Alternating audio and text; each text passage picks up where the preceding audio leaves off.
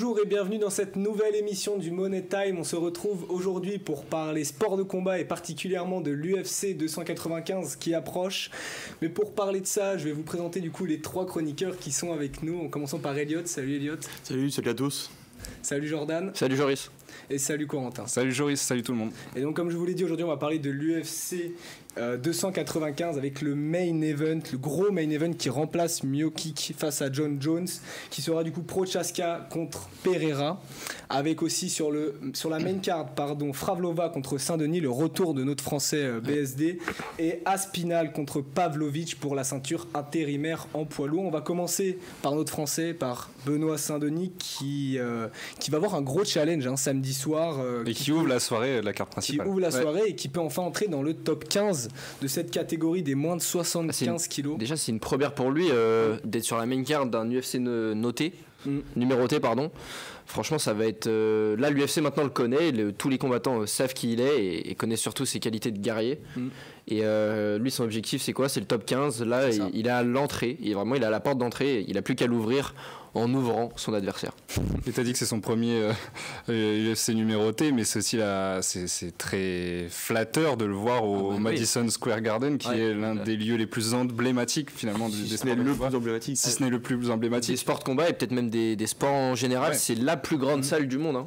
Et sur une carte qui en plus est très intéressante et qui va être vue par beaucoup de monde. Donc là, ça va être la possibilité pour lui de vraiment montrer son vrai potentiel au monde. Donc qu'est-ce que tu voulais dire? C'est là où on voit que Dana White a vraiment une entière confiance en Benoît, parce que le mettre sur cette carte-là, qui est peut-être la plus grosse, et je pense sincèrement que c'est la plus grosse de l'année, oui, il y a quand même pas mal de belles cartes, mais pour moi c'est la plus violente, c'est la plus grosse, c'est celle où on va avoir le plus de combats, de vrais fights, de vrais guerriers, et donc le mettre sur cette carte-là, c'est exceptionnel. Personnellement, ça aurait été la plus belle carte s'il y avait eu John Jones Miocic. Là, j'aurais été complètement d'accord. Mais ça enlève quand même énormément de saveur pour moi, la suppression de ce combat. Après, là, on a une main card en fait où ça va vraiment se la mettre. Pereira, Prochaska, c'est un combat que tout le monde attend. Et puis, Saint-Denis qui va porter les couleurs de la France à New York. On a tous hâte. Et on le voit sur cette photo. En fait, il a tout le temps cette expression parce qu'à chaque fois, il termine ses adversaires et tout le temps, il est marqué d'une violence. Il prend beaucoup de coups, mais il le monte pas. Enfin, il le montre un petit peu, mais il arrive toujours à endormir ses adversaires avant. Donc franchement, là, on va avoir un bel UFC et j'espère qu'il sera plus beau que le dernier. Parce que le dernier, on avait placé beaucoup d'attentes, on a eu peu de spectacles. La main card, on a tous été assez déçus. C'est vrai. Donc j'espère, on va pas avoir de faux espoirs. Je parle de Sao Paulo. Je parle de Abu Dhabi. Oui, Abu Dhabi, oui. Avec Chimaev Volka, Makhachev Volka, Chimaev Ousmane. On était plus déçus pour la vitesse à laquelle c'est allé, parce que mais ça n'a pas duré longtemps en fait. Oui, c'est ça, mais sinon après c'est quand même une grosse carte et les combats étaient quand même fous malgré la vitesse que ça a été. Et pour en revenir du coup sur Saint-Denis, il faut savoir qu'il a lui fait l'UFC Paris, donc qui revient après un peu plus de 2 mois. Est-ce que vous pensez que c'est suffisant pour entrer dans le top 15 ou qu'il aurait dû peut-être attendre l'UFC peut-être 296 ou même l'UFC 297 pour être vraiment préparé? Elliot. Non, c'est clairement suffisant. C'est son 3e combat de l'année. Il commence l'année avec un bon film c'était le combat piège où il lui donne le chouchou l'étoile montante. Il le termine premier round. Après, on lui donne Moïse à l'UFC Paris. Il le bat aussi, mais là aussi, c'était un combat parfait. Là, il lui donne Frevola qui a un top 14. Top 14 à Madison Square Garden. C'est pour finir l'année comme parfait. C'est une année parfaite pour lui. S'il le gagne, il aura tout réussi et il sera top 15. Ce serait parfait pour lui. Bon, après, je suis pas forcément d'accord sur le fait que il a terminé tranquillement à Moïse. Non, pour moi, il a eu un combat très très très complexe face à Moïse. Il a étouffé. Il a été dans la gestion. Dans la gestion, en bagarre. Il a été dans la bagarre, c'est sûr, mais il a pris tellement de coups. Il a pas douté. Oui. Mais ça, il doutera jamais. Dans tous les cas, contre Moïse, il était vraiment sûr de lui, alors que ça montrait quand même que c'était parfait dans le sens où il n'était pas inquiet à un moment, et même son coach il disait juste évite les coups. Oui, il a fait des erreurs. Mais il a fait des erreurs, mais au final c'est un effet, c'est pas. Ouais, malgré tout, on n'a pas été inquiet. Qu'il a surtout gardé son plan de jeu en fait, et quitte à encaisser des coups, que voilà, il a réussi. Je suis pas sûr qu'il était dans son plan de jeu, parce que en soi, quand on voit Daniel Warin qui au bout d'un moment lui dit arrête de te bagarrer, c'est qu'il était clairement sorti de son plan de jeu. Il était juste dans l'optique, je veux le terminer. Et là où du coup je vous rejoins pas, c'est que pour moi là c'est juste il y a eu 2 mois de récupération et surtout de préparation, et ça il faut pas le négliger face à un adversaire qui n'est pas des moindres, Frévola. Je pense que Frévola c'est un petit peu, attention parce qu'il faut prendre ça avec des pincettes, mais c'est un petit copier-coller de Benoît Saint-Denis, dans le sens où déjà tous les deux ont un lien avec l'armée. Puis c'est le même style. C'est le même style de combat. On aime la guerre, on est patriote. C'est vraiment les 2 guerriers de ces 2 pays. Et en plus de ça, ça tombe un 11 novembre. On sait ce que ça représente pour les deux. Le jour où on fête les vétérans, l'armistice, ça va forcément représenter énormément pour les deux. Et donc pour revenir, pour moi, je trouve que c'est un peu juste pour Benoît de combattre après seulement 2 mois. Moi, personnellement, moi je suis pas inquiet sur le fait qu'il recombatte tout de suite, puisqu'il avait accordé une interview à Zach Nani où il s'est livré pendant 2 heures. Et en fait, il se sentait prêt, lui. Il a dit donnez-moi n'importe qui, n'importe quand. Honnêtement, je suis prêt. Alors, les combattants, ils aiment beaucoup dire ça pour leur ego et pour faire un petit peu de show. Mais lui, il a l'air sincère et il est tout le temps prêt. Après, ça va, il n'a pas aussi combattu 5 rounds. Il n'a pas pris de KO, même s'il a un peu vacillé. Donc, ça me choque pas qu'il recombatte tout de suite. Et en fait, l'UFC connaît un petit peu sa hype. Et ils souhaitent surfer dessus, et ils ont raison. Et puis surtout, c'est son coach Daniel Warin, c'est pas n'importe quel coach. S'il n'était pas une Saint-Denis apte à combattre, il aurait interdit de combattre. Je pense pas. Franchement, je pense pas, parce que Daniel Warin, ça a beau être Daniel Warin et un grand coach comme on connaît, mais tu as un Benoît Saint-Denis en face de toi qui est affamé, où tu connais même pas ses limites, parce que même contre un dopé, il arrive encore à tenir debout après s'être pris une dizaine de droites. C'est justement ça le truc. Il a pas de limite, donc tu peux pas le limiter en fait, ce personnage-là. Et le jour où par contre il se prendra vraiment un gros KO violent, là on prendra un coup parce qu'on aura trouvé sa limite. C'est sûr qu'après ce combat il doit faire une grosse pause pour vraiment bien se reposer, parce que là 3 combats en je crois 5-6 mois, là c'est... Et il est surtout sur 12 victoires consécutives. Donc là aussi, il continue. Après, il a un avantage, Saint-Denis, c'est que depuis qu'il a quitté l'armée, qu'il s'est lancé dans le MMA, il s'est tout de suite entouré des bonnes personnes. Ce soit tout kiné, préparateur physique, tout. Donc je pense, franchement, ils sont intelligents, ils n'auraient pas pris le risque de l'envoyer au casse-pipe. Là, perso, je sais même pas pourquoi on a des doutes en fait sur son physique. Pour moi, vraiment, il sera prêt. Ça va être simplement qui sera le meilleur dans la cage. Sachant qu'en plus de ça, l'avantage de Benoît, c'est qu'il a le meilleur cardio peut-être de sa catégorie. Je pense qu'il n'y a pas un seul homme qui est capable de tenir aussi longtemps en prenant autant de coups. Il a le meilleur menton. Peut-être Gage. Le meilleur menton. Il a le meilleur menton. Au menton Gage, il est bien quand même. Ouais. Et du coup, c'est pour ça que c'est peut-être l'un des meilleurs. Après, encore une fois, là j'ai une stat qui vient au nombre de coups pris par minute. C'est un des pires de sa catégorie. Oui, mais c'est normal. Le deuxième plus haut. Mais c'est parce qu'il fait un combat, le combat où il doit prendre ce KO ou alors que l'arbitre arrête le match. Dopé, en fait, c'est dans ce combat où il prend, je crois, 90% de ses coups significatifs à l'UFC. Quelque chose comme ça. Oui, après, il faut voir aussi contre Donc Moïse, ça fausse un petit peu toutes les stats. C'est pas non plus une stat très fausse quand on voit le combat face à Moïse. Moïse, je pense même pas qu'il en prend une dizaine. Alors que il s'en prend quand même pas mal, sans rentrer dans la bagarre. Franchement, ça reste son style de se prendre beaucoup de coups. Après, c'est sûr que les 5 coups, non, je crois que c'est 7 coups qu'il se prend. Je sais plus. Il se prend par minute, il se prend 5 ou 7 coups. C'est quand même dû aussi au premier combat. Oui, c'est totalement faussé. Pendant 3 minutes, il se fait enchaîner.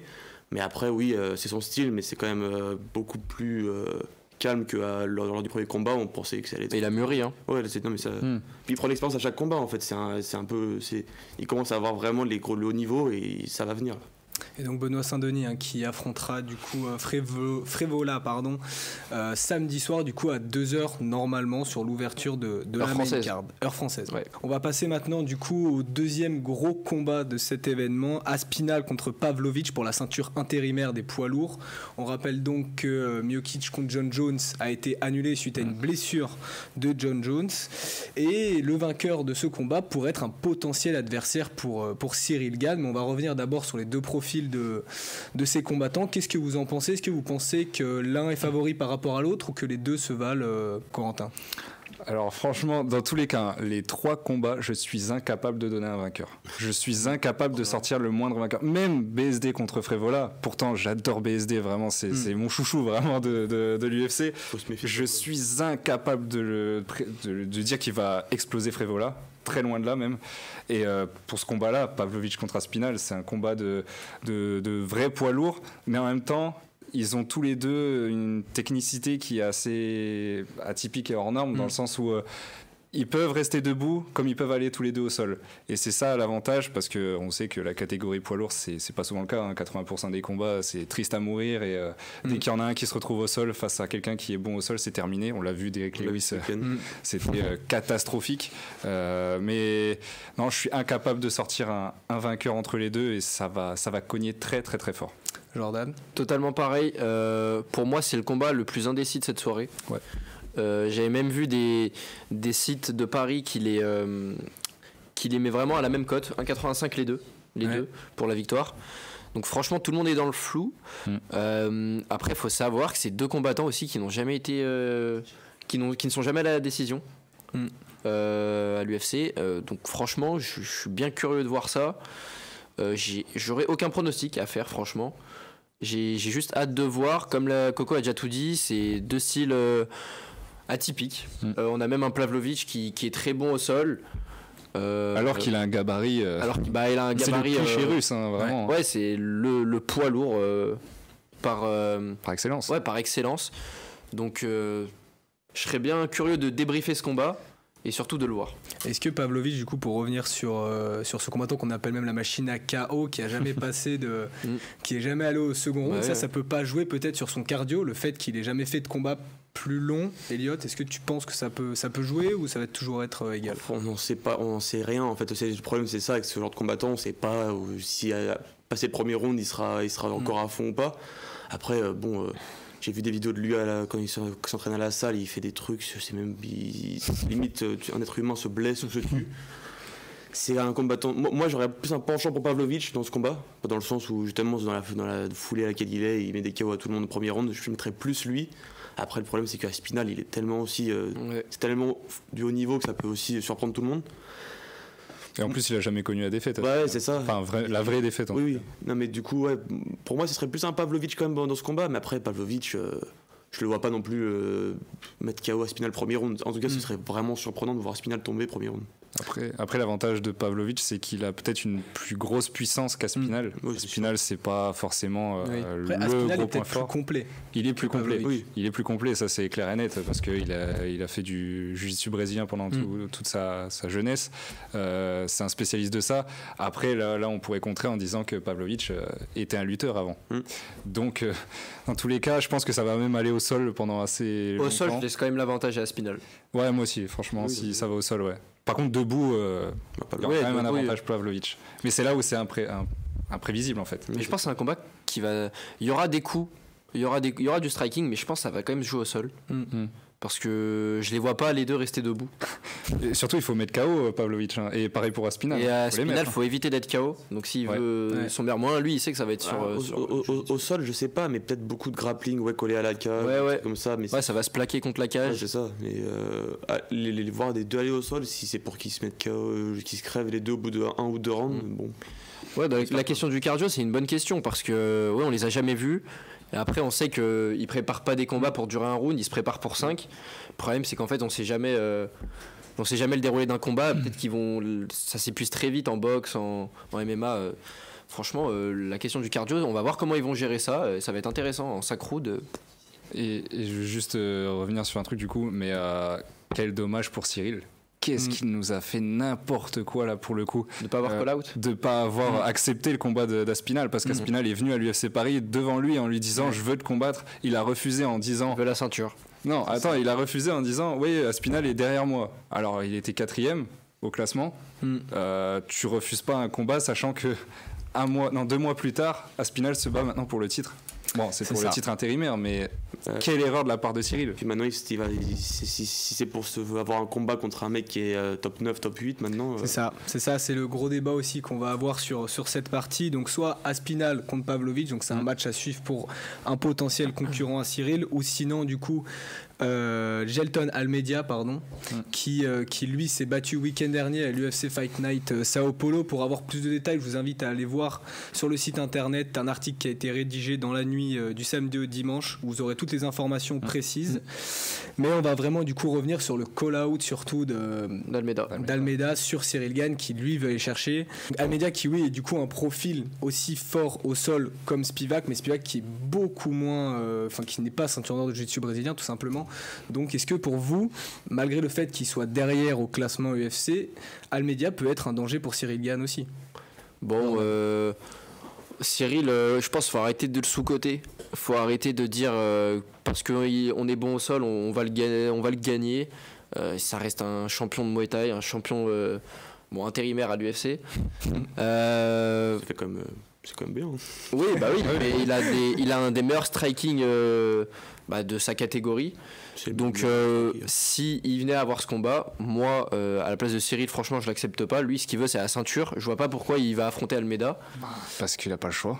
Mais non, mais t'es pas obligé d'accepter tous les combats. Non, mais au bout d'un moment si tu refuses trop, Dana White va te dire ok, mais au bout d'un moment il va falloir combattre, il va falloir prouver. Non mais peut-être prendre là, il va peut-être call out un moment à Spinal ou Pavlovich, celui qui prendra la ceinture intérimaire. Puis après il va voir ce que ça donne entre John Jones ou Miocic. Parce qu'après il faut faire attention parce que du coup Almeida lui est remonté 7ème au classement, mais du coup il faudra voir le match de ce week-end parce que du coup Cyril Gane va clairement perdre sa place de challenger et il faudra qu'il call out l'un des deux si l'un des deux accepte. En vrai on espère que si Aspinal prend cette ceinture il va pas oublier Cyril. Parce que Cyril Aspinal, avec un Aspinal qui a une ceinture intérimaire, ça fera un beau combat.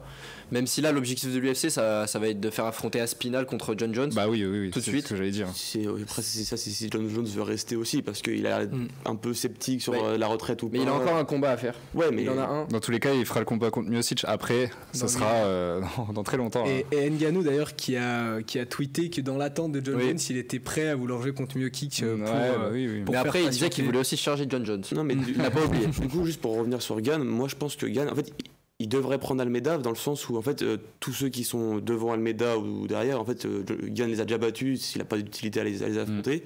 Almeida c'est celui qui monte, il est sur je ne sais pas combien de victoires d'affilée.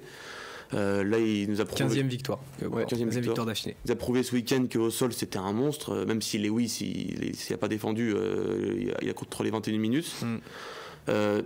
Moi j'aimerais bien le voir le combat pour voir comment Gane gère le sol. Parce que c'est un peu ce qui lui manque, on ne sait pas vraiment ce qu'il vaut sur ça. Après, bien sûr que s'il y a un Spinal ou Pavlovich, si un des deux perd et call out Gane doit accepter. Après, je trouve qu'on a. Peut-être, j'aimerais bien le voir à l'œuvre encore une fois, mais Almeida, je trouve qu'on en a un peu trop fait sur son jeu au sol. Parce qu'au final, 21 minutes, je crois, c'est ça, c'est ça, 21 minutes sur les 25 minutes de combat. Et combien de tentatives de soumission?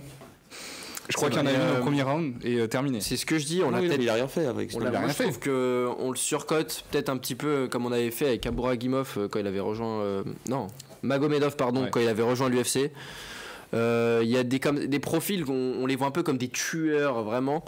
Et puis là c'est un Derrick Lewis qu'on connaît sur la fin. C'est un Derrick Lewis qui a été éteint par Cyril Gane. Et puis là en fait Almeida il l'a contrôlé. Lewis, à le finir, honnêtement, Lewis, vers la fin, il s'est même repris. Le combat aurait pu tourner en sa faveur. On a senti qu'il pouvait l'éteindre s'il touchait bien. Donc, un profil comme Cyril Gane, moi, j'ai aucune inquiétude face à Almeida. Non, il n'y a aucune inquiétude, c'est juste voir le niveau au sol. C'est juste c'est juste qu'en vrai, il n'aura pas forcément le choix d'accepter. Parce que derrière, si on suit la logique de Cyril, ça veut dire là, les combattants qu'il doit affronter, c'est soit Pavlovich, soit Aspinal, soit John Jones. Et John Jones c'est terminé parce que dans tous les cas il aura laissé passer sa chance et après Miocic c'est terminé pour Jones. Donc Aspinal ou Pavlovich, c'est ça. Donc il aura que ces deux choix là. Donc honnêtement il peut pas rester un an sans rien faire. Ça arrive très souvent. Ouais, mais surtout dans cette catégorie. Mais il est dans la force de l'âge, tu vois. Oui. Il arrive à un âge où il faut qu'il aille chercher le titre, c'est maintenant ou jamais. Ouais, bah de toute façon, il va pas lui en rester beaucoup, lui, des title shots. Ah bah non. Non, et puis ce qu'il faudrait qu'il fasse, c'est pas la même erreur qu'il a fait contre John Jones, c'est-à-dire qu'il a gagné contre Tsubasa et directement après, il a voulu jouer la ceinture. Là, il a gagné contre Spivak, autant qu'il refasse un combat pour vraiment être sûr et être prêt, et après essayer de rejouer déjà la ceinture intérimaire s'il y arrive. De toute façon, il pourra pas avoir la ceinture au prochain combat. Je pense pas que Dana White a donné une troisième chance en 6 combats. Sachant qu'il a refusé Aspinall en plus. C'est vraiment ça qui a pesé dans la balance. Parce qu'aujourd'hui, Aspinall, on regarde où il est. Maintenant, c'est lui. Il a eu un peu de chance également quand même. On va passer. Il devait pas y avoir d'intérimaire. C'est juste parce qu'il y a eu annulation du combat. Bien sûr. Donc, mais qui on a appelé Aspinall, là, ils ont touché du bois. Qui on a appelé en premier? On a appelé Aspinall. Alors que normalement, dans la catégorie, c'est Cyril qu'on appelle en premier. Mais ils étaient pas programmés. Il était pas programmé. Donc, oui, comme tu as dit, je pense qu'ils vont encore lui laisser un combat, puis une chance pour le titre. Ou alors, une ceinture intérimaire, on sait pas comment ça va se passer. Ouais. Et après, c'est à lui de saisir sa chance. De toute façon, s'il est bon, il sera champion. Cette fois-ci, on va pas parler de ceinture intérimaire, mais de vraie ceinture pour la catégorie des moins de 93 kilos. On va parler du coup du main event entre Prochaska et Pereira. Donc, est-ce que pour vous, on sait que c'est deux personnes qui sont très violentes, qui font des combats qui sont vraiment assez violents, assez durs à voir. Est-ce que pour vous, c'est le combat le plus violent cette année de l'UFC? Corentin. Ouais, je pense qu'on en est pas loin. En tout cas, je pense que c'est deux des personnes les plus violentes de l'UFC. Je parle que ce soit personnalité ou même dans la cage. C'est-à-dire que là où Benoît est vraiment violent, Benoît est violent dans la cage. En dehors, on voit que c'est un gars très calme. Pereira et Prochaska, il n'y a qu'à regarder les vidéos quand ils s'entraînent où Prochaska il hurle dans la forêt tout seul. Ils font vraiment, je pense, ils sont tellement terrifiants pour n'importe qui que oui, c'est le combat le plus violent de l'année. Ça, il y a, je pense, aucun doute. Pour toi, Jordan, il y aura un KO. Là, j'ai une certitude, je sais pas lequel, mais il y aura un KO dans ce combat. Oui. Pereira, j'avais du mal à le voir être éteint. Mais en fait, Adesanya, il a remédié à ça il y a un peu plus d'un an. Prochaska, c'est un profil que peut-être les gens connaissent moins.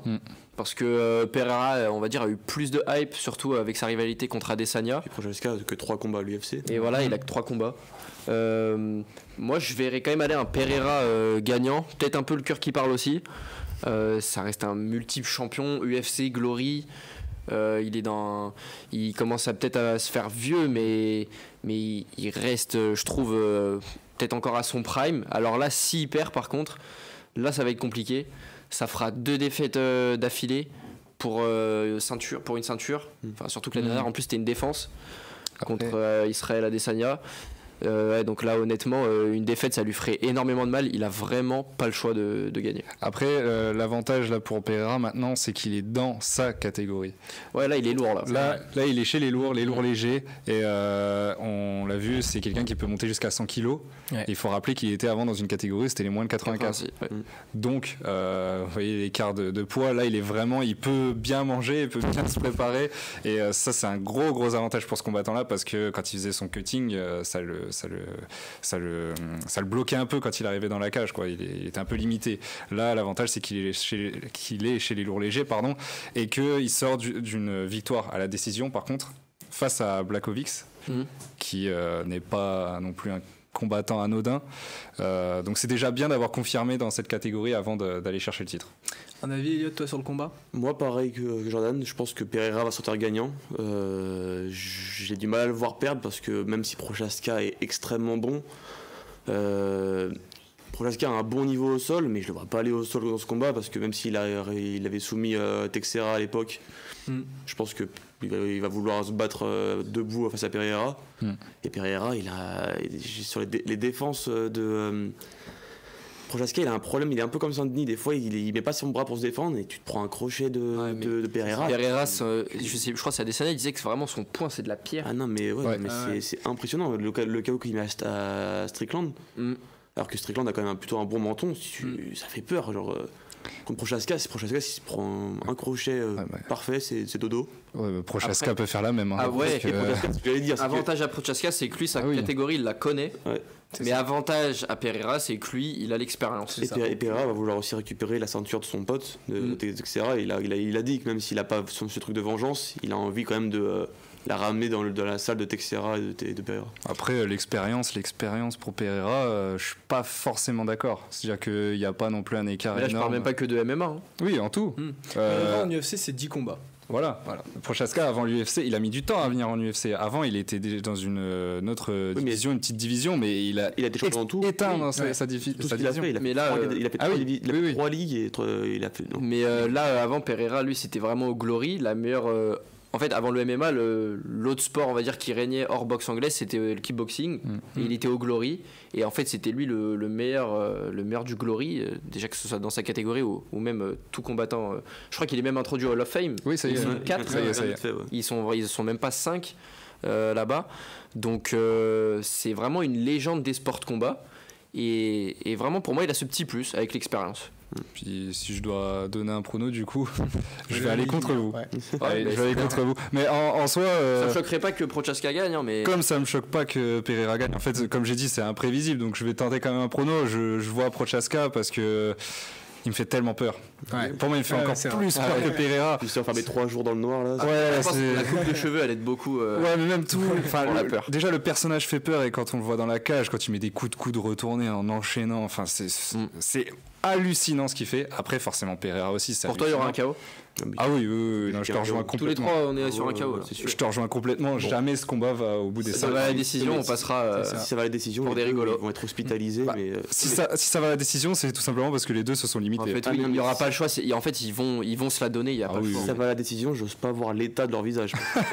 Et on va vite aussi faire pour après passer au jeu, aussi peut-être un petit prono du coup sur le combat Fravlova contre Saint-Denis et Aspinal Pavlovic, même si c'est des combats compliqués, un prono histoire de avoir les avis des chroniqueurs.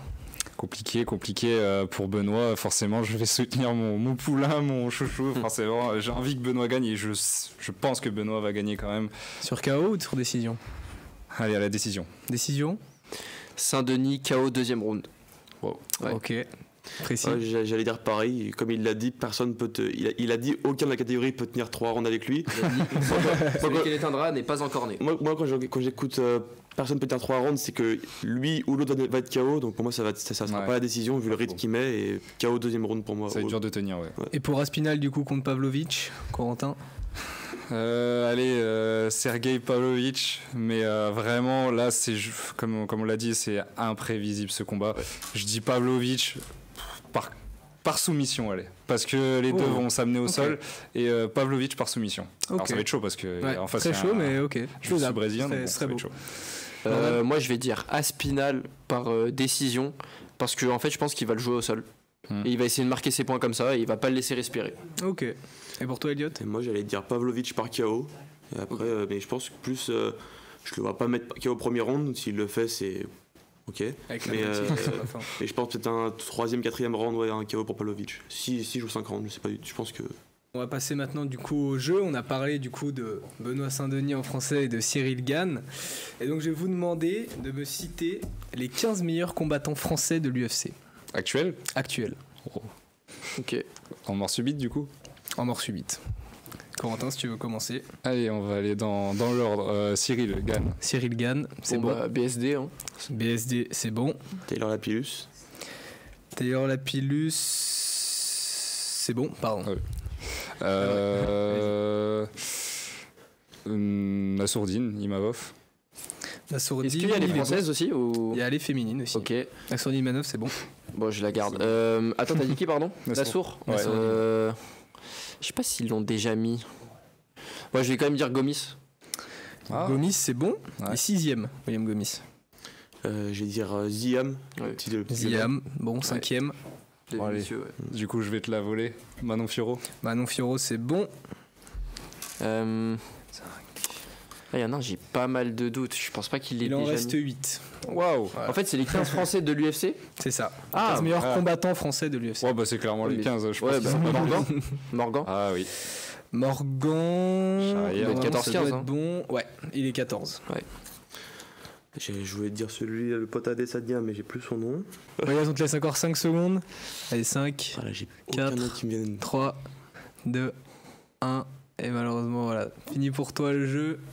On va se concentrer maintenant sur Corentin et Jordan.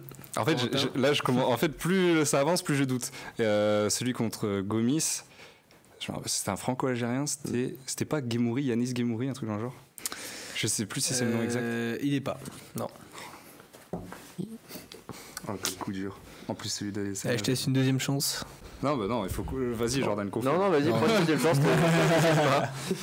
Ouais, comme ça, vas-y, ça annule. Ah, honnêtement, là, je l'ai pas. On n'a pas une qui s'appelle Farn, un truc comme ça.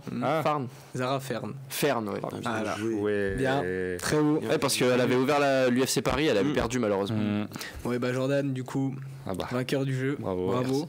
Au cas où, on va rappeler les autres noms que vous aviez pas. Il y a Tchèque Congo, pas confondre avec Nordin Taleb, Cyril Diabaté, Tom Duquesnoy, Francis Carmon et Alan Baudot. Merci à tous, merci à vous les chroniqueurs d'avoir débattu sur l'UFC 295. N'hésitez pas du coup à vous rendre sur RMC Sport pour regarder cet événement avec la main card qui débutera à 2h du matin au Madison Square à New York. Et on se dit à très vite pour de nouvelles vidéos.